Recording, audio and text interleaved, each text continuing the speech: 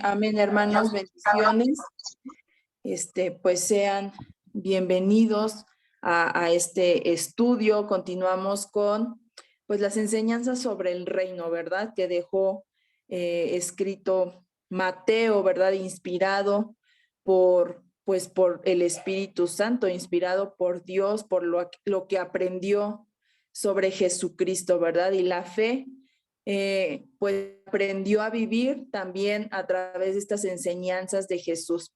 Vamos a dar inicio o voy a dar continuidad al capítulo 15 de Mateo, versículo a partir del 21, del 21 al 28.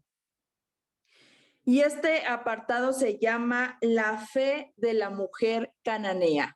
Este estudio tiene por título, Oh mujer, cuán grande es tu fe. Y voy a leerlo, dice la palabra del Señor. He aquí una mujer cananea. Primero voy a leer un tantito antes. Dice, saliendo Jesús de allí, se fue a la región de Tiro y de Sidón.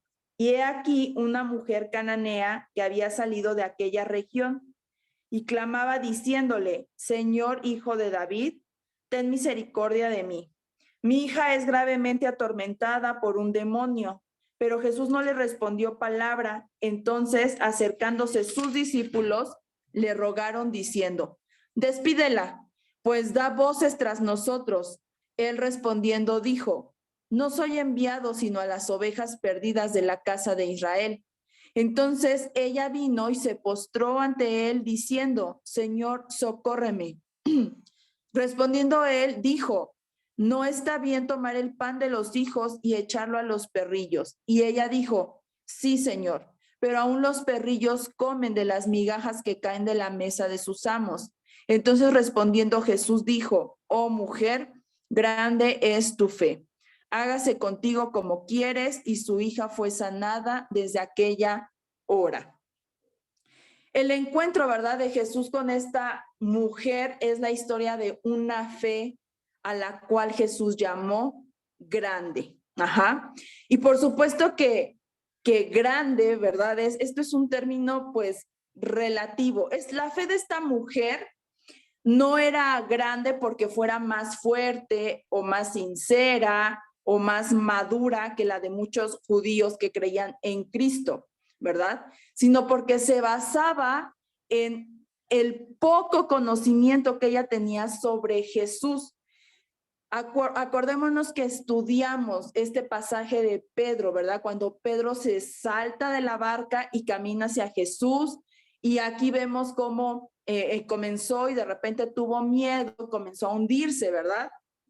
Jesús le dice, hombre de poca fe, ¿verdad? Vemos aquí en dos pasajes de este mismo capítulo cómo Jesús cuantifica de cierta forma la fe, ¿verdad? Entonces, de forma general, pues la fe de esta mujer era más grande, ¿verdad? Era grande, pero no era más grande que la fe de Pedro, por ejemplo, ¿verdad? Y por ejemplo, lo que hizo Pedro hablaba de que él tenía fe. Jesús le dice, tu fe fue poca, ¿verdad? Porque dudaste. Pero sin embargo tenía una fe buena, una fe grande, porque él se atrevió a saltar y caminar, ¿verdad?, hacia Jesús sobre el agua.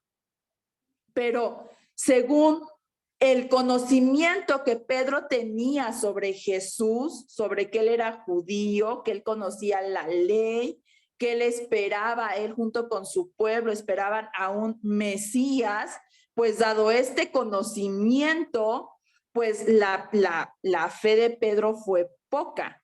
Pero la fe de esta mujer, que tenía nulo conocimiento de la ley judía, porque no era judía, era cananea, que vivía en un pueblo donde había mucha idolatría y muchas cosas, pues comparado con eso que conocía esta mujer sobre Jesús, pues su fe era grande, ¿verdad? Esta mujer no tenía herencia de la palabra de Dios, no tenía bendición de Dios, no iba a adorar al templo, ¿verdad? No ofrecía sacrificios, pero debido a que creyó tanto en relación a lo poco que sabía, Jesús dijo que su fe era grande, ¿verdad? Y entonces de la historia de esta mujer podemos estudiar 4 cualidades sobre su fe, ¿verdad? Que caracterizaron, ¿verdad? A todo el acto que hizo esta mujer. El primero es que muestra arrepentimiento. Dice el versículo 22, he aquí una mujer cananea había salido de aquella región. ¿De qué región? Pues de donde estaba Jesús, que era Sidón y Tiro. Ajá. Y clamaba diciéndole, ten misericordia de mí, ¿verdad? Puesto que esta mujer es cananea, pues es probable que fuera una adoradora de la diosa de esa región que se llamaba Astarte. Ajá, era una diosa cananea que pues, adoraban los cananeos. De hecho, en Marcos dice que esta mujer también era sirofenicia, en Marcos 7:26. Ajá. Entonces, pues esta mujer seguramente adoraba otros dioses, ¿verdad? Otras deidades paganas que eran populares en esa región. Pero el hecho de que ella se acercara a Jesús, un maestro sanador judío, porque a lo mejor ese era el alcance del conocimiento que tenía esta mujer, indicaba pues que su religión, sus dioses que hasta ese momento ella adoraba, ¿verdad? No le habían funcionado. Ajá. Seguramente estaba desilusionada hasta ese punto porque estos dioses, estas deidades, pues no la habían podido ayudar. Pero cuando ella ve a Jesús, ese Jesús que seguramente ya ella había escuchado algo sobre ese, ¿verdad? Ese nazareno que sanaba a los enfermos, que echaba fuera demonios, porque ya Jesús tenía fama, ¿verdad? Hasta ese punto. Ella se aparta de todo, ella deja sus deidades, deja todo lo que ella conocía hasta el momento, ¿verdad? Y ella camina hacia Jesús. Y esta es la esencia, mis hermanos, del arrepentimiento. La súplica de esta mujer es una prueba de su arrepentimiento.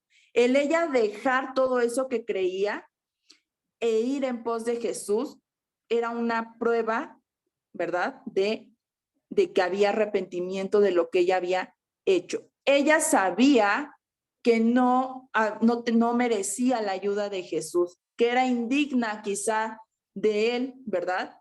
Pero su única esperanza para su situación, ¿verdad? Que su hija tenía un demonio, pues consistía en la misericordia y en la piedad que mostrara este hombre Jesús, del que seguramente ella solamente había escuchado. Ajá.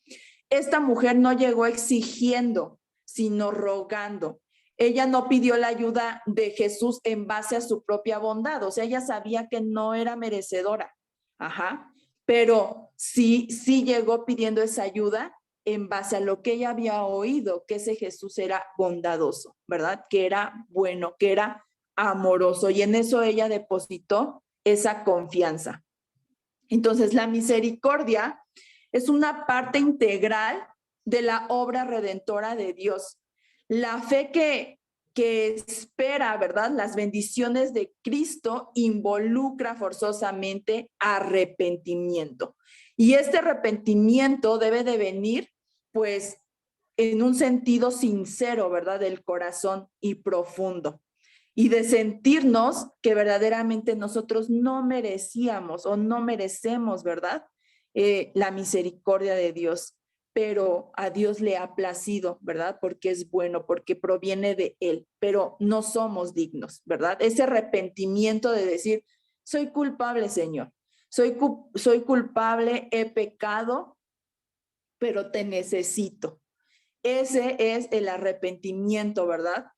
Sincero de Dios, que Dios quiere de nosotros. Entonces, el arrepentimiento es un compañero inseparable de la fe, ¿verdad?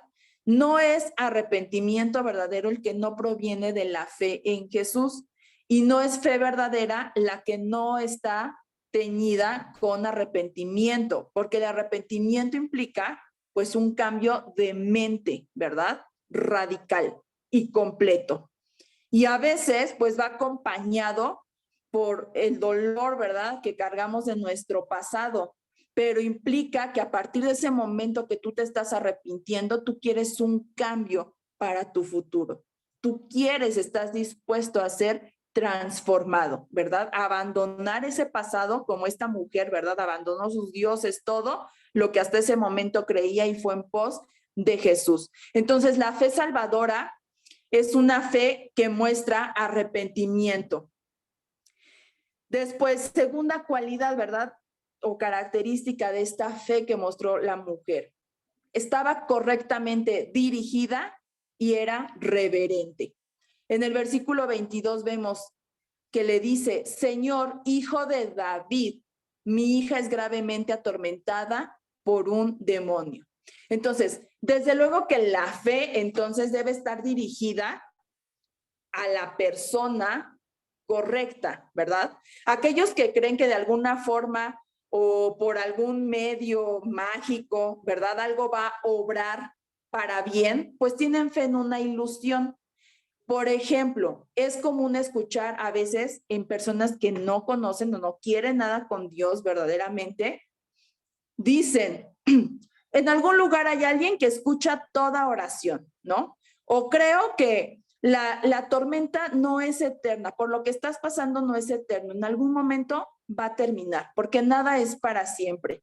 Expresiones como esas, ¿verdad?, a menudo que escuchamos en personas pues que no saben bien en qué creer, ¿verdad? Pues todo esto o esta disque fe, pues nada más es fruto de su imaginación, es una ilusión vana, ¿verdad? Y es increíblemente insensato poner la confianza en algo o alguien de lo que no sabemos nada.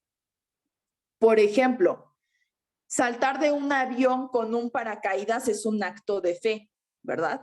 Pero saltar de un avión sin paracaídas y creer que por decir, creo que todo va a estar bien, creo que voy a llegar a salvo, voy a aterrizar seguro, aunque tú sabes que no te pusiste un paracaídas, eso es insensatez.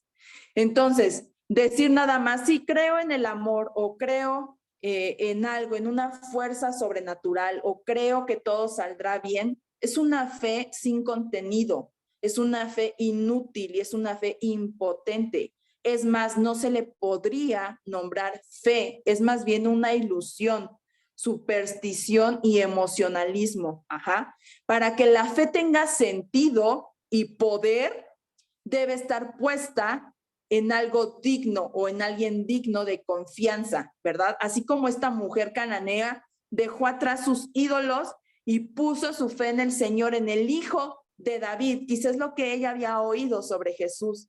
Ella no sabía de Mesías esperados, ¿verdad?, de profetas que anunciaban la venida. A lo mejor ella no sabía, pero ella había escuchado que ese Jesús que recorría las aldeas y sanaba enfermos, ¿verdad?, decían que era el Hijo de David.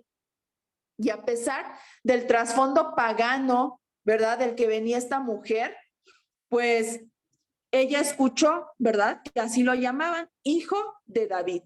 Y entonces, como ella escuchó, pues, la reputación de este hombre, ¿verdad?, que no era cualquier persona, ella se presenta con reverencia.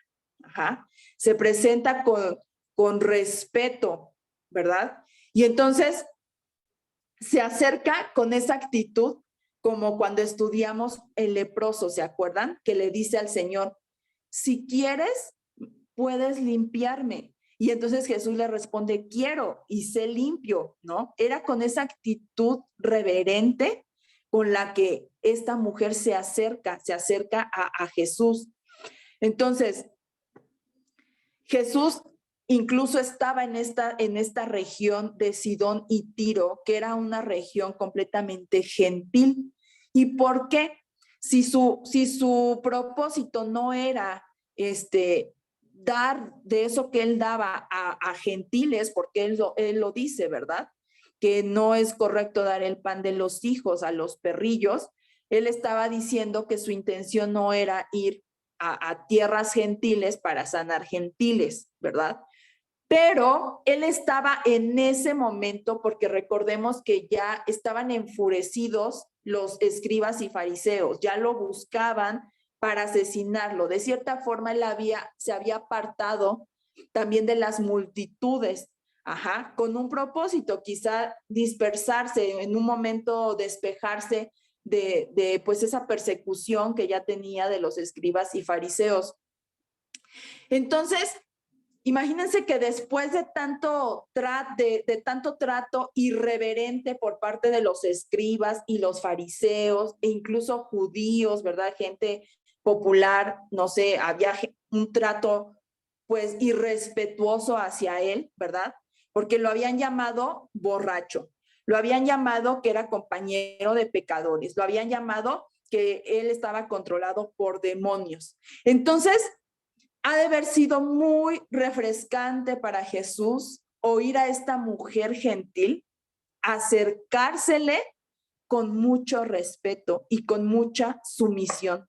Y aunque ella aún no comprendía el significado total, ¿verdad?, de este señorío de Cristo y su condición de Mesías esperado, pues ella llega sorprendida, asombrada, ¿verdad? Por lo que ella sabía que este hombre podía hacer por su hija y con mucho respeto. Entonces, esta mujer amaba pues a su hija y ella dice, ¿verdad?, que su hija tenía un demonio y estaba siendo atormentada, y pues lo único que hizo fue acudir a la única fuente y a la única persona, ¿verdad?, de que verdaderamente la podía ayudar. Entonces, su fe era grande porque ella se volvió de esa creencia, de esa ilusión de dioses falsos, de ídolos mudos, para poner su fe en Jesucristo. Otra de las cualidades de la fe de esta mujer es que era persistente. Dice la palabra, el versículo 23 y 24, pero Jesús no le respondió palabra. Entonces, acercándose sus discípulos, le rogaron diciéndole, ya despídela, pues da voces tras nosotros. Pero Jesús respondiéndoles les dijo, no soy enviado sino a las ovejas perdidas de la casa de Israel. Una gran fe no se rinde, no se rinde ni la disuaden obstáculos o desilusiones, no se desilusiona, ¿verdad? Y entonces Jesús probó la fe de esta mujer. Y aparentemente podemos ver que había ciertas barreras, había una serie de barreras. Algunas personas, ¿verdad?, a veces tienen que batallar contra fuertes dudas en medio de circunstancias, en medio de barreras, en medio de obstáculos, para poder llegar a confiar completamente en Cristo, ¿verdad? Otros luchan contra objeciones, ¿verdad?, contra burlas, contra argumentos de amigos y familiares porque te hiciste cristiano, ¿verdad? U otros más pues lidian porque pues nunca han oído el evangelio, ¿verdad? O nunca se los han presentado claramente, o porque ven incongruencias en la vida de otros que se dicen ser cristianos, que conocen, y eso pareciera que a veces son barreras, ¿no? No les permiten creer, o dicen, no, yo no me hago cristiano, yo no creo en Jesús porque, ay, para ser como tú, pues mejor me quedo igual. Bueno, no importa. Esta mujer tuvo obstáculos, y esos obstáculos, pues, aparentemente se los puso Jesús mismo, ¿verdad? A veces la respuesta más difícil de aceptar es no, o es el silencio, o es ninguna respuesta en absoluto. Y eso es lo que esta mujer recibió de parte de Jesús. Jesús no respondía, él le estaba llamando, hijo de David, ten misericordia de mí, y seguramente lo repetía porque los discípulos le dijeron, es que esta da voces, nos viene siguiendo gritando, pero Jesús no respondía nada. La primera respuesta se la dio a sus discípulos con intención de que esta mujer lo escuchara. Entonces, estos discípulos, pues al parecer interpretaron que Jesús pues no tenía interés en esta mujer y por eso hizo caso omiso, ¿verdad? Y es por eso que le dicen, oye Jesús, pues ya dile que se vaya, ¿no? Si no la vas a atender, pues ya dile que se vaya porque viene gritándonos, y pues no nos deja en paz, ¿no? No sé por qué él pareciera que esta mujer los molestaba. Pero a medida que esta mujer seguía y seguía rogándole a Jesús, él seguía haciendo caso omiso, o sea, no la escuchaba, no se detenía, por eso es que ella lo iba siguiendo, ¿verdad? Entonces, los discípulos al ver esto le dicen, ¿sabes qué? Ya despídela, Señor, ¿no? Pero seguramente ellos se desconcertaron aún más cuando el Señor dice estas palabras, ¿verdad? Yo he venido a las ovejas de la casa de Israel, ¿verdad? Entonces, en algún momento, a primera vista, parece como si Jesús fuera un poco insensible, ¿verdad? Porque ni siquiera se volteó, ni siquiera hizo un ademán así como que sí, mujer, te estoy escuchando, ¿no? No. Pero recordemos que Jesús no hacía nada, hermanos, si no tenía un propósito, ¿verdad? Y sobre todo Jesús no hacía nada sin amor. Jesús siempre estaba lleno de amor divino, ¿verdad? Pero también acordémonos que él estaba harto de la superficialidad, de la fe fingida, ¿verdad? Que aquellos que solo lo buscaban para obtener algo de él y después se iban y ya no regresaban, ¿verdad? Entonces, en este momento, en esta situación, Jesús también utiliza esta circunstancia para enseñarle a los discípulos el valor de una fe persistente. Ajá. Y para ayudarlos a distinguir entre una fe auténtica y algo que es meramente superficial. Jesús levantó barreras, ¿verdad? Pero solo una fe auténtica y persistente las podía superar. Y esto lo podemos ver en varios pasajes, hermanos, de la Biblia, ¿verdad? Cuando Jesús le dice al joven rico, para probar verdaderamente si su fe era auténtica, ve y vende todos tus bienes y repártelo a los pobres y después ven y sígueme, ¿verdad? ¿Qué pasó? Este joven se desanimó. Jesús lo amaba, Jesús lo amaba y pareciera una gran barrera eso que le pidió. Si su fe hubiera sido auténtica y persistente, seguramente este joven lo hubiera hecho, ¿verdad? Sin pensarlo. Y entonces, cuando se dirige, la primera respuesta que da, la da a sus discípulos, ¿verdad? Pero la mujer lo pudo escuchar. Y él le dice, yo no soy enviado sino a las ovejas perdidas de la casa de Israel. La dureza, ¿verdad? Que sugería el silencio de Jesús ante las plegarias de esta mujer, pues ahora parecía confirmarse, ¿verdad? Con estas palabras. Seguramente era, ay, no, pues sí, a Jesús no le interesa ayudar a esta mujer por esas palabras que el Señor había dicho, ¿verdad? Y entonces, por medio de estas palabras, Jesús les asegura a estos discípulos que su plan de redención todavía estaba en curso. Israel seguía siendo el pueblo escogido de Dios, aunque Israel ya lo había rechazado, ¿verdad? Y el reino que él venía proclamando y promoviendo seguía ofreciéndoselo primeramente a la simiente, pues de Abraham, ¿verdad? A los descendientes de Abraham. Y a pesar de la hostilidad, del resentimiento y el rechazo de la casa de Israel, él seguía llamándolos a arrepentirse. Él seguía llamándolos al arrepentimiento.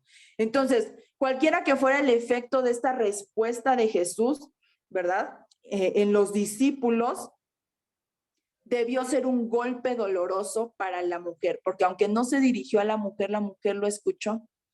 Y entonces, seguramente la mayoría, ¿qué hubiéramos hecho ante esta circunstancia? ¿No? Ay, me llamó perrillo, ¿no?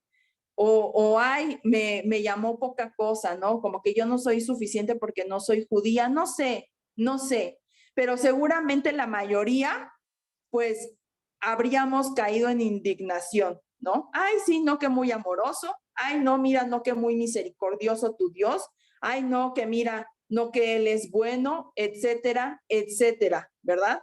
Pero esta mujer no tuvo ningún resentimiento, ¿verdad?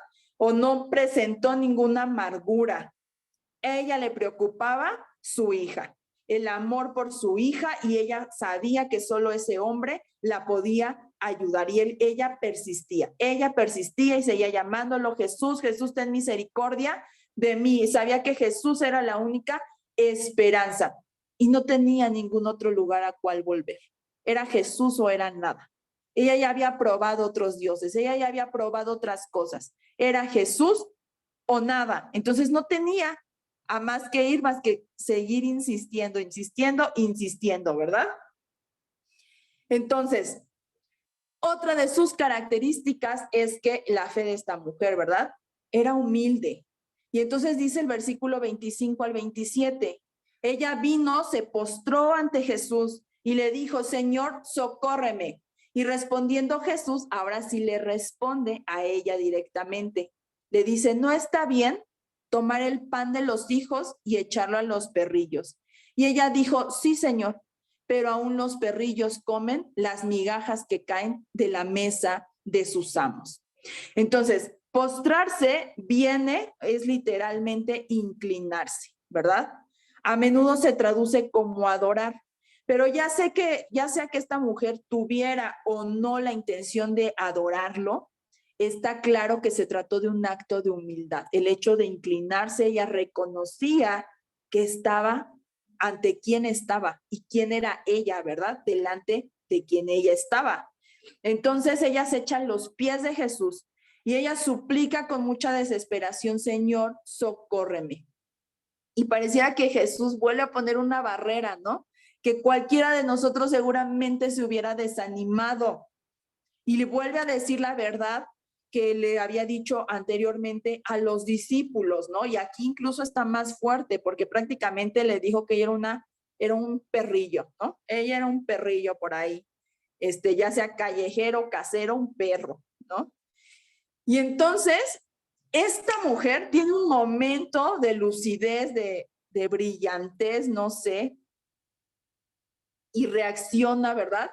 Y toma la propia ilustración de este Jesús y dijo: sí, sí, Señor, pues sí soy un perrillo, ¿no? Sí soy, ella lo reconoce, es cierto, soy un perrillo, pero incluso un perrillo come las migajas que caen de la mesa. Entonces, esta mujer sabía que era pecadora, esta mujer sabía que era indigna, ¿verdad? De todo lo que él tenía para ofrecer, pero ella estuvo dispuesta a reconocer que era menos merecedora que los judíos.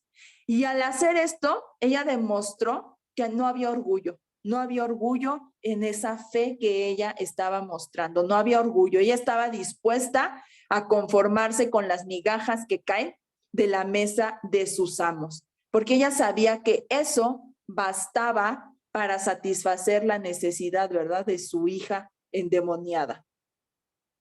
Entonces, un diminuto sobrante, una migaja de Jesús, una migaja del gran poder de Jesús podía curar a su hijo, a su hija, y era lo único que ella estaba pidiendo. Y entonces, ¿qué responde Jesús ante esto? Versículo 28. Jesús responde: oh mujer, grande es tu fe. Hágase contigo como quieres. Y su hija fue sanada desde aquella hora. Después de poner una barrera de silencio, ¿verdad? Y luego una doble barrera de aparente rechazo, Jesús oyó lo que él quería escuchar. El corazón sensible de esta mujer no estaba dispuesto a renunciar. Y al igual que Abraham, por ejemplo, vemos, ¿verdad? Su fe, la fe de esta mujer se fortaleció en medio de la prueba, en medio de la circunstancia que Dios le puso. Y por ejemplo, al igual que Jacob luchó con el Señor, ¿se acuerdan? En Génesis 32, 26, y él le dijo: yo no te voy a soltar, le dijo Jacob, hasta que me bendigas. Así esta mujer fue de persistente, ¿verdad? Y pues esta mujer cumplió, ¿verdad? Cumplió con la súplica. Por ejemplo, en Jeremías 29, 13 al 14, dice: me buscaréis y me hallaréis, porque me buscaréis de todo vuestro corazón, y seré hallado por vosotros, dice Jehová. Así esta mujer. esta mujer lo buscó con todo su corazón y encontró a Jesús, encontró al Rey, ¿verdad? Encontró al amoroso, ¿verdad? A Jesucristo Redentor, a Jesucristo Salvador. Y Jesús estuvo muy satisfecho con la respuesta que recibió de esta mujer y le dijo: mujer, grande es tu fe. Esta mujer seguramente no escuchó el sermón del monte, no estuvo por ahí entre esa multitud. Sin embargo, ella llegó con un espíritu pobre, ¿verdad? Pobre de espíritu. Ella llegó con los que lloran, ella llegó con mansedumbre, ella llegó con un corazón sensible, que Dios dijo que bienaventurados, ¿verdad? Los de limpio corazón, porque ellos verán a Dios. Y así todas las bienaventuranzas, esta mujer llegó con esa actitud, se presentó ante Dios con esa actitud. Y entonces, pues, ¿qué hizo? Dios la escucha, ¿verdad? Y alaba su fe, cuantifica su fe y dice que desde ese momento su hija fue sanada, ¿verdad? Entonces Jesús le concedió lo que deseaba, su hija fue liberada de ese demonio que la afligía, su hija fue sanada desde ese momento y seguramente también la vida y el corazón de esta mujer pues fueron sanados en ese momento. Ella persistió en pedir hasta que recibió, ella buscó hasta que encontró y ella tocó la puerta hasta que le fue abierta. Y bueno, hermanos, pues en este momento cedo la palabra a mi hermano Jorge. Gracias, Yazaret. Y estaba yo meditando cuando tú narrabas y discernías sobre este pasaje, que la palabra que usó Jesús, perrillos, no es una palabra despectiva, sino que se refiere, es básicamente en el griego, es crunaria, cunaria, y es la palabra que le dan a los animalitos, a los perritos del hogar, que son consentidos, que están ahí cerca del dueño, de la familia.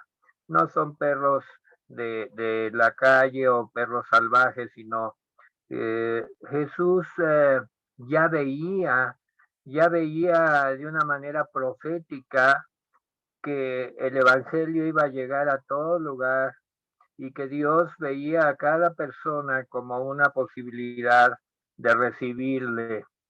Y este pasaje extraordinariamente bien discernido es profético también, profético de lo que iba a suceder cuando la iglesia iniciara su predicación por todas las provincias y por todo lugar hasta la fecha de hoy y aún más. Entonces Dios veía a las almas hambrientas, aun cuando no fueran de la familia de Israel, pero muy necesitadas de los dones que Él venía anunciando y demostrando. Gracias por tan extraordinario discernimiento y que a todos nos ha dejado muy conmovidos esta mujer y la misericordia de Dios que es nueva cada mañana y cada noche su fidelidad nos es recordada. A mí en lo personal me toca ahora el pasaje de Mateo capítulo 16. Me toca iniciar el pasaje de Mateo 16, capítulo 16 del 1 al 4. Y yo le llamo, bueno, también la Biblia le llama la demanda de una señal. Y yo pues solamente lo reduzco a la señal. La señal. Estos 4 versículos tienen como tema la señal o las señales, tal como cada quien las concibe. Dice antes de que empezara el capítulo 16, después de haber sanado a muchas personas en el en el pasaje anterior y alimentado a 4,000 y esto que se vio el viernes anterior, el último discipulado. Dice que entonces despedida a la gente, los que habían comido, ¿verdad?, el milagro, y que fueron alimentados después de pasar 3 días completos con sus noches con Jesús. Despedida la gente, entró en la barca y vino a la región de Magdala. Esta región de Magdala todavía es incierto dónde está ubicada. Otros dicen que debería de llamarse Magadán, y Magdala, que Dalmanuta, también en Marcos 8:10, pero es en la parte occidental del mar de Galilea. Y pues ahí es donde tradicionalmente se ubica esta región. Y después de que ya sabemos dónde estamos, en la región de Magdala, el capítulo 16, versículo 1 dice: vinieron los fariseos y los saduceos. Quiero detenerme en este momento. Los fariseos y los saduceos eran enemigos acérrimos entre ellos. Todo mundo sabía y conocía la enemistad que había entre los fariseos y los saduceos. Pero fíjense qué curioso, para este propósito, se unieron, olvidaron sus rencillas, olvidaron sus diferencias que tenían generaciones, y se unieron para venir a dialogar con el Maestro, con Jesús, en la región de Magdala.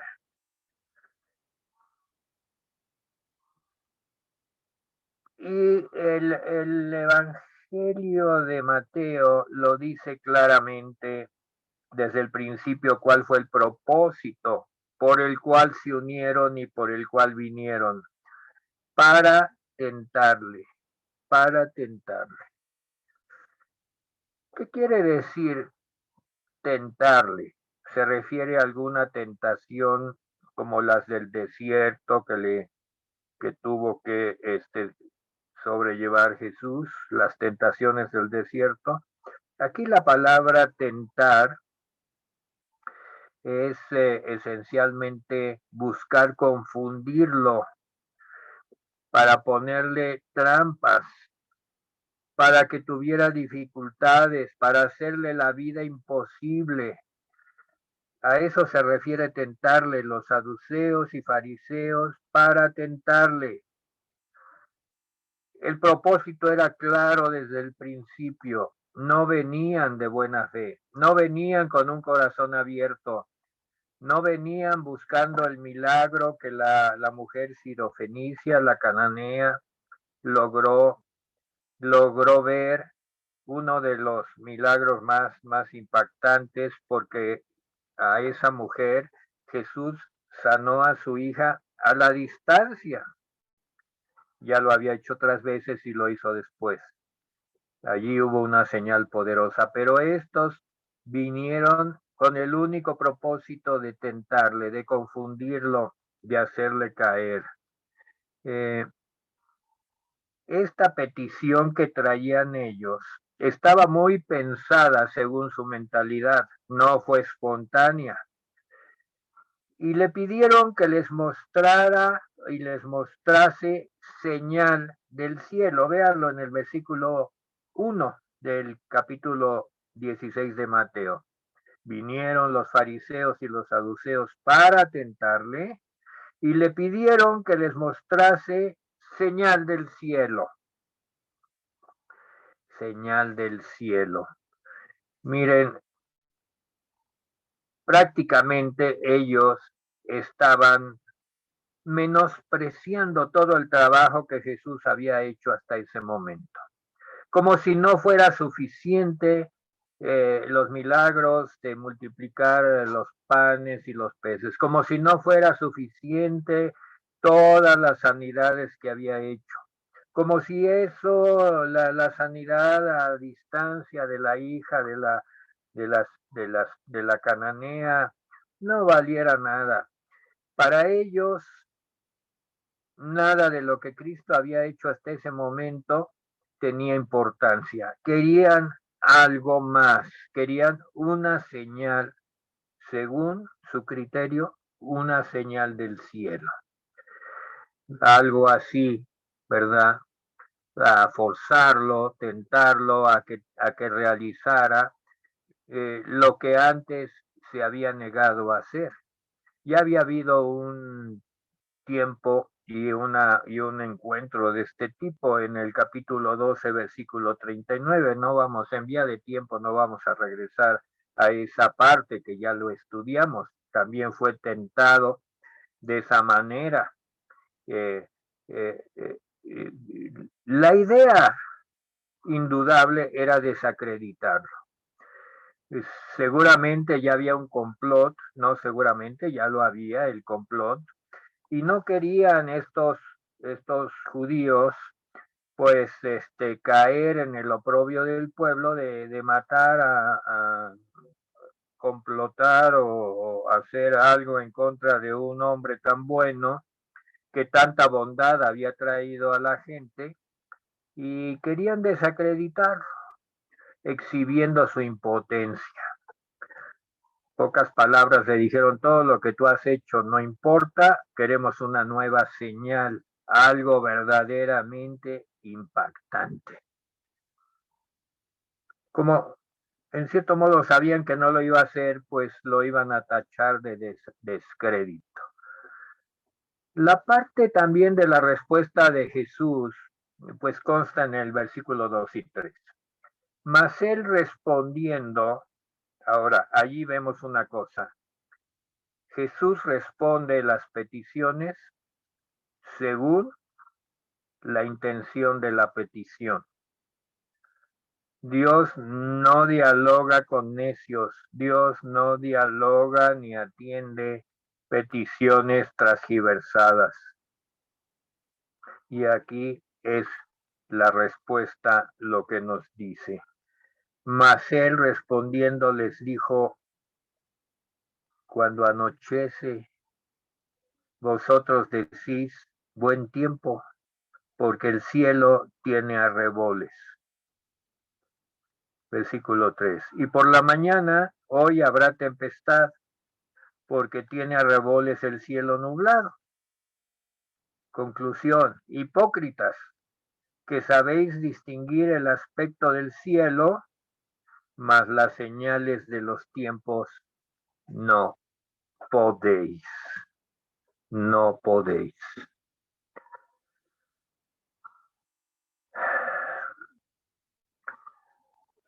Llama la atención que Jesús resalta que estos hombres son muy hábiles para las cosas naturales, para discernir los fenómenos naturales, y que si hay una señal en el cielo, pues va a haber un clima de cierta manera, o otra señal, pues va a haber lluvia. Y les dice: ustedes son muy buenos para discernir los tiempos naturales, espirituales, y para las señales de los tiempos, pero de los tiempos de Dios no podéis. Y cualquiera diría que, pues, pues cómo iban a discernir las señales. Pero aquí cualquiera que piense de esa manera estaría negando todo el Antiguo Testamento, que ellos deberían conocer, la ley de Jehová. Nada menos, por ejemplo, hay un pasaje que me llamó la atención pensando en esto, en Jeremías. Quiero llevarlos a Jeremías 30, versículo 15. Ellos deberían de leer Jeremías, deberían conocer Jeremías. Y en este pasaje del 15 al 22 dice lo siguiente: ¿por qué gritáis a causa de tu quebrantamiento? Incurable es tu dolor, porque por la grandeza de tu iniquidad y por tus muchos pecados te he hecho esto. Pero serán consumidos todos los que te consumen, y todos tus adversarios, todos irán en cautiverio. Hollados serán los que te hollaron, y a todos los que hicieron presa de ti daré en presa. Mas yo haré venir sanidad para ti, y sanaré tus heridas, dice Jehová. Porque desechada te llamaron, diciendo: esta es Sión de la que nadie se acuerda. Así ha dicho Jehová: he aquí yo hago volver los cautivos de las tiendas de Jacob, y de sus tiendas tendré misericordia, y la ciudad será edificada sobre su colina, y el templo será sentado según su forma. Y saldrá de ellos acción de gracias y voz de nación que esté en regocijo. Y los multiplicaré y no serán disminuidos, los multiplicaré y no serán menoscabados.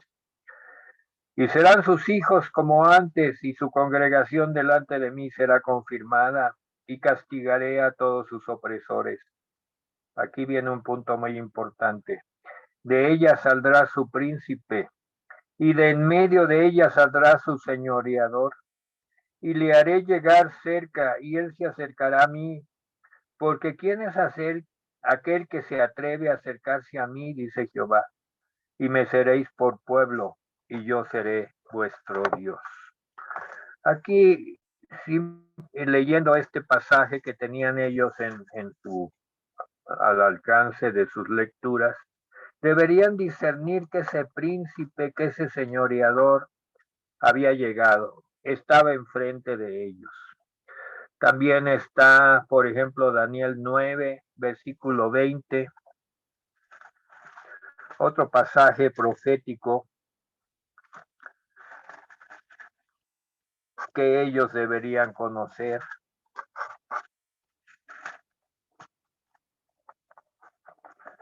Dice así, versículo 20: aún estaba hablando y orando y confesando mi pecado y el pecado de mi pueblo, dice Daniel, de mi pueblo Israel, y derramaba mi ruego delante de Jehová mi Dios por el monte santo de mi Dios. Y aún estaba hablando en oración cuando el varón Gabriel, a quien había visto en la visión al principio, volando con presteza, vino a mí como a la hora del sacrificio de la tarde.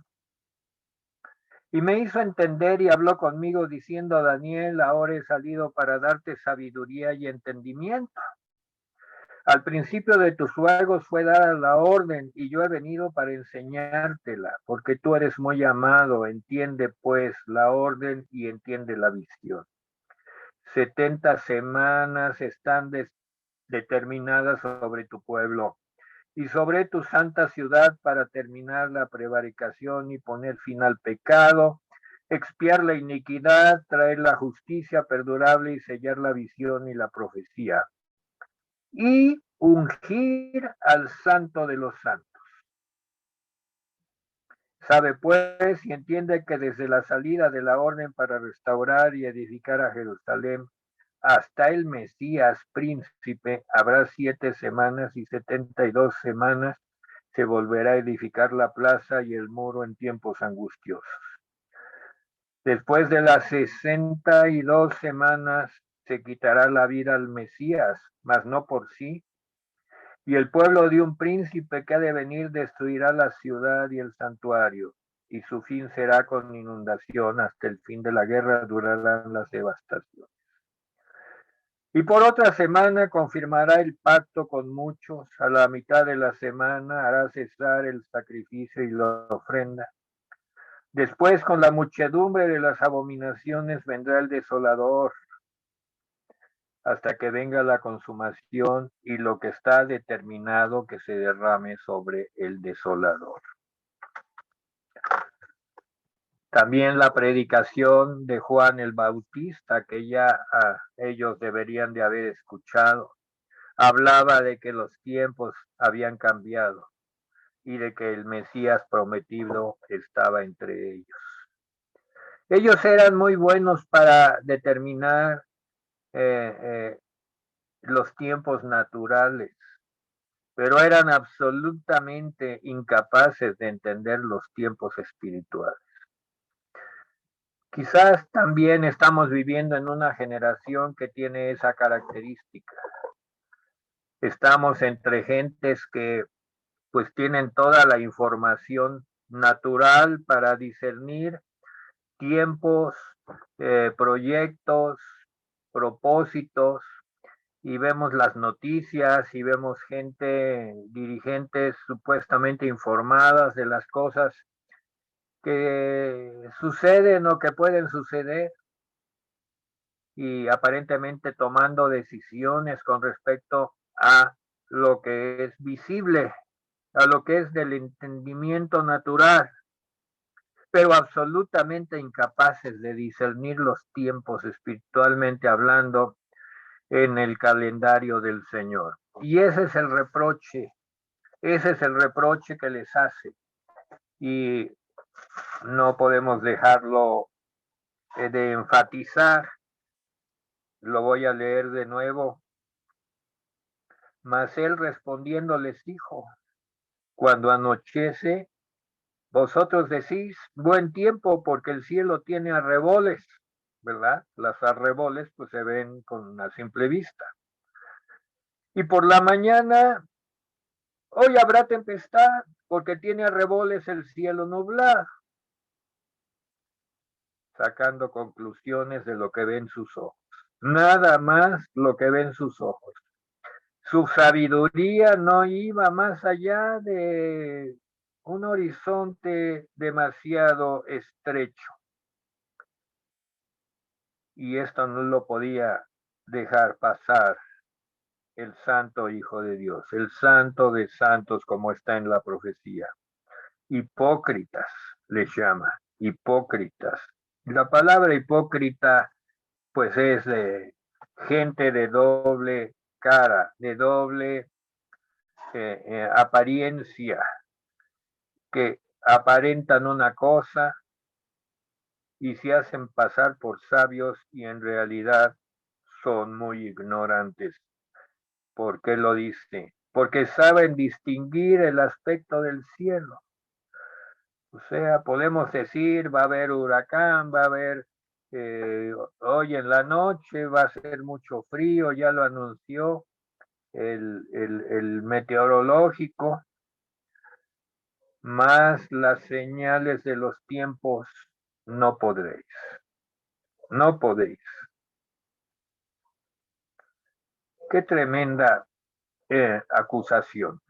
Pudiendo haber encontrado en las señales de la profecía quién era el hombre enfrente de quien estaba y haber podido rendirse a él, así como la cananea que no tenía ningún conocimiento, pero en su corazón estaba que ese hombre era bueno y era un hombre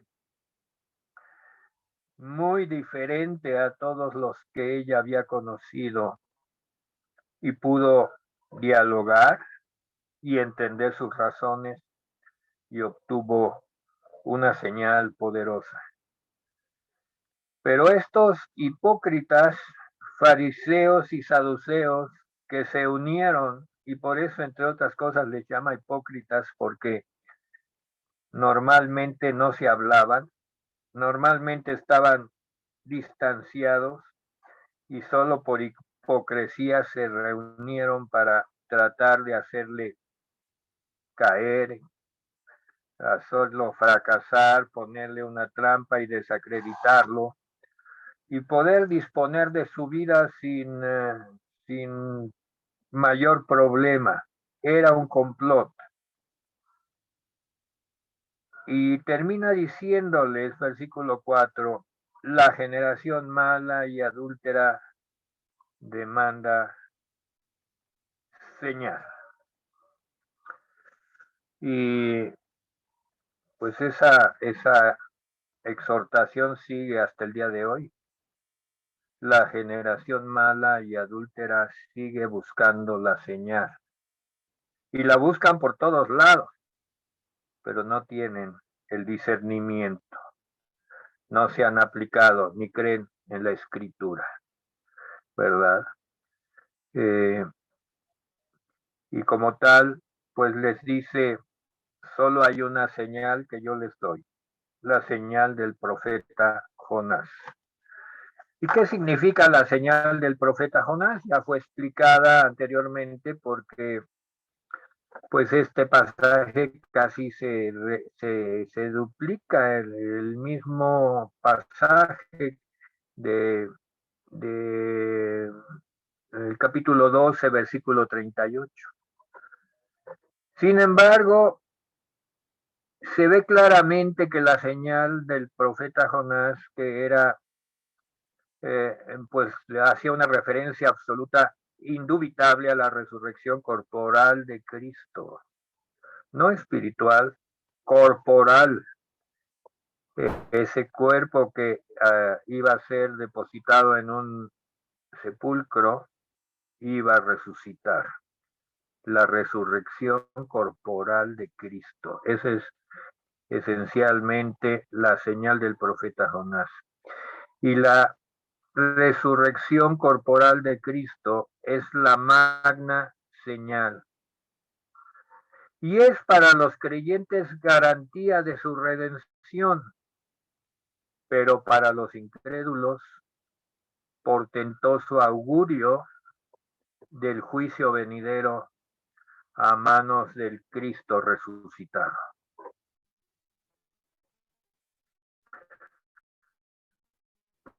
Porque ese hombre bondadoso que sería el juez y será el juez de todos los hombres.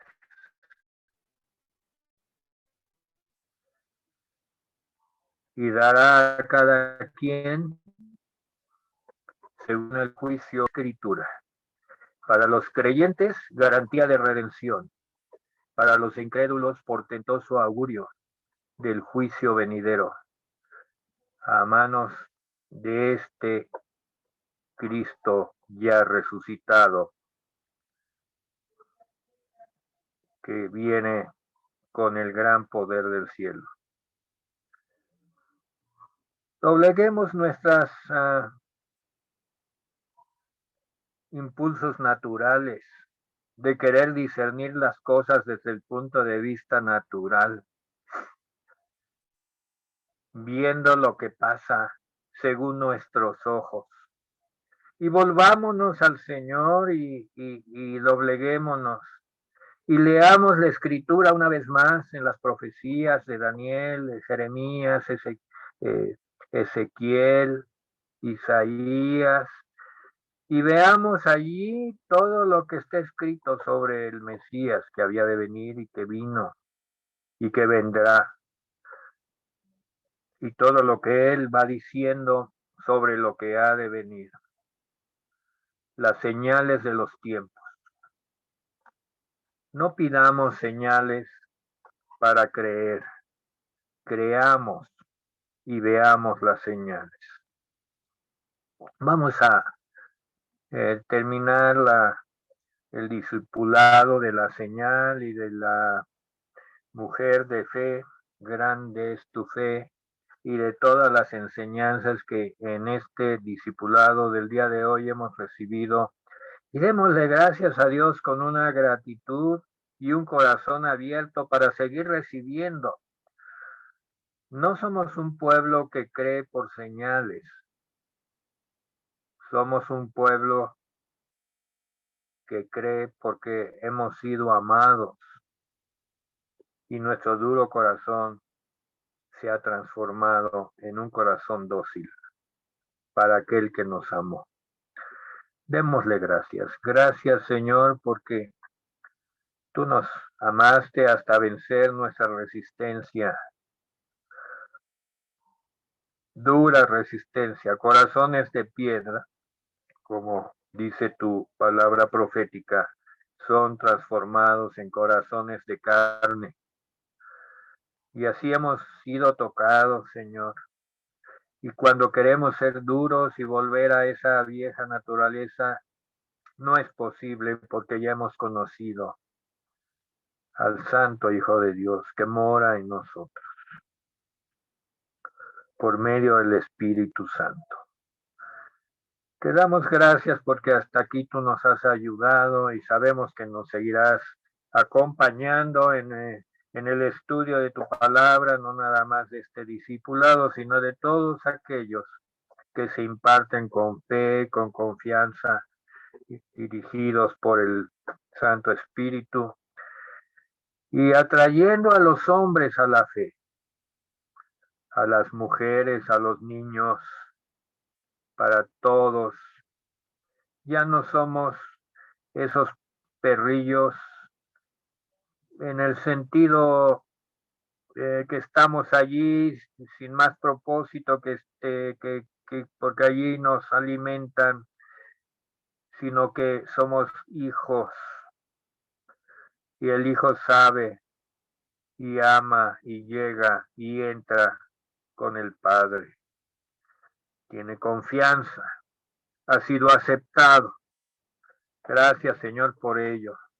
Te pedimos, Señor, por el pueblo de Israel, que aquí está dibujado, Señor, en esta unión de los fariseos y los saduceos. Que, Señor, su corazón sea tocado, que en las señales de los tiempos ellos dobleguen su orgullo, Señor, porque tú vienes y ellos son una parte importante de tu plan maravilloso. Siguen siendo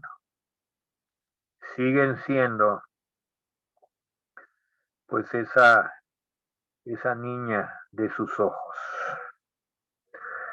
Y tú, aunque trates duramente con ellos, pero los vas a restaurar, como dice Jeremías. Lo creemos, Señor, porque dice tu palabra. Y te agradecemos esta noche porque tú nos has hablado. Nos has hablado con el corazón, nos has tocado el corazón, nos has llamado a misericordia, porque tú tuviste misericordia de nosotros. Que tengamos misericordia de los demás, porque es tiempo de creer, es tiempo de predicar, es tiempo de traer a las ovejas perdidas. A las ovejas perdidas, como Jesús dijo, yo he venido por las ovejas perdidas. Nosotros éramos ovejas perdidas y tú nos encontraste. Pero hay más ovejas perdidas, Señor, por las cuales tú vienes y por ellas estamos orando. Te damos gracias por esta visión y por esta revelación. En el nombre de Jesús, el sanador y el salvador del mundo. Amén. Pues buenas noches, gracias Yazaret, gracias a todos los que de una manera bella nos han acompañado y aquellos que también van a escuchar este mensaje más adelante. Muchas gracias. Bendición. Gracias. Despedimos. Bendiciones, hermanos. Dios les bendice. Bendiciones, Jazz. Gracias, pastor. Bendiciones, muchachos. Bye. Bendiciones.